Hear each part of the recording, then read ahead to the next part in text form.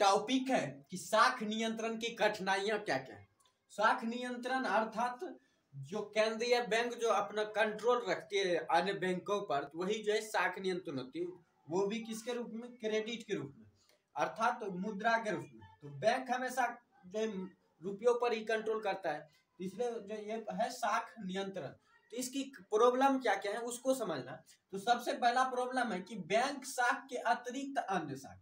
तो बैंक साख के अतिरिक्त, तो बैंक साख अर्थात पैसों का जितना भी मामला है, पैसों या रुपया का जितना भी मामला है, उस पर तो केंद्रीय बैंक और अन्य बैंक का कंट्रोल होता ही है। लेकिन जो है जैसे कि मान लीजिए जमीन की रसीद हो गई, तो वो भी तो हमारा एक तरह से साख ही है, लेकिन वो मौद्रिक साख नहीं है बल्कि अमौद्रिक साख है।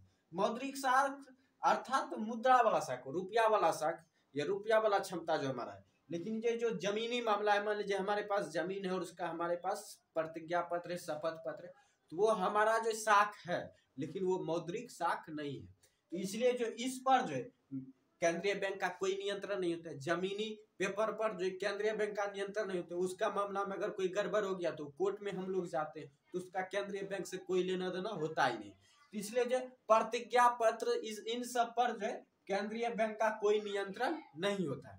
उसके बाद दूसरा है सभी बैंकों पर नियंत्रण का भाव। तो सभी बैंकों पर नियंत्रण का भाव, अब आप सवाल कर सकते हैं कि मैंने पढ़ा है कि केंद्रीय बैंक जो है पूरे व्यापारिक बैंकों पर नियंत्रण करता है। तो व्यापारिक बैंक पर नियंत्रण करता है, लेकिन उसी देश का जिस देश का केंद्रीय बैंक होता है। लेकिन अगर विदेश से कोई बैंक आया है तो उस पर जो है केंद्रीय बैंक का उतना नियंत्रण नहीं होता है। जैसे कि मान लीजिए कि रेजर पे यूज किया जाता है भारत में बहुत, रेजर पे। तो रेजर पे एक विदेशी पेमेंट बैंक है, रेजर पे विदेशी पेमेंट बैंक है।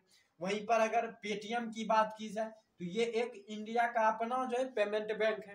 तो यहाँ पर तो इस पर केंद्रीय बैंक का पूरा नियंत्रण होगा, लेकिन इस पर केंद्रीय बैंक का पूरा नियंत्रण नहीं होगा। ये जिस देश का है उसी देश का इस पर नियंत्रण होगा।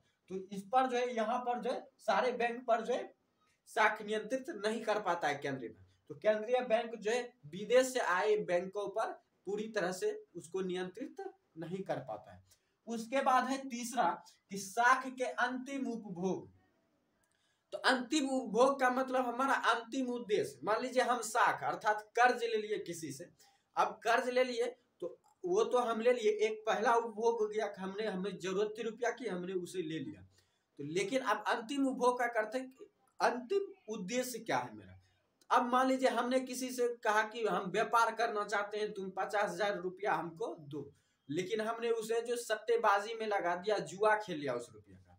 तो उस पर तो जिसने दिया हमको रुपया 50, उस पर मेरे सोच पर तो उसका नियंत्रण नहीं है। तो हमने सट्टे में उड़ा दिया तो चला गया। अब हम उसको रुपया अगर क्षमता होगी तो देंगे, नहीं तो समय टालते रहेंगे। हो सकता है कभी दे ही ना, वो हमको गाली देता रहे, झगड़ता रहे हमसे, तो उस पर हमारा कंट्रोल नहीं है। अब तो जान से मार भी दिया अगर, तो हम तो फिर भी तो वो हमसे रुपया नहीं ले पाएगा ना। तो इसलिए उसका पूरी तरह से नियंत्रण हम पर नहीं है कि वो दोबारा हमसे जो पैसा वापस ले सकता है। तो इसी तरह से होता है कि साख के अंतिम उपभोग पर जो केंद्रीय बैंक का कोई नियंत्रण नहीं होता है, क्योंकि उस समय जो है कोई मान लीजिए व्यक्ति व्यापार के लिए कोई साख लेता है, लेकिन वह सट्टेबाजी में उसका उपयोग कर लेता है। इस पर जो है केंद्रीय बैंक फिर जो है पूरी तरह से उसे नियंत्रित नहीं कर पाता है कि तुम रुपया दो ही दो। उसके बाद है अमौद्रिक कारण।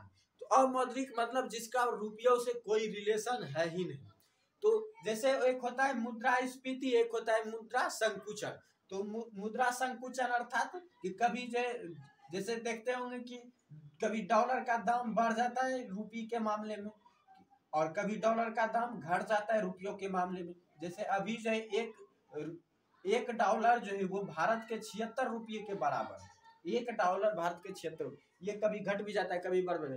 तो जब बढ़ जाएगा तो मुद्रास्फीति हो जाता है, और जब घट जाता है तो मुद्रा संकुचन हो जाता है। संकुचन मतलब पिचकना, छोटा होता है।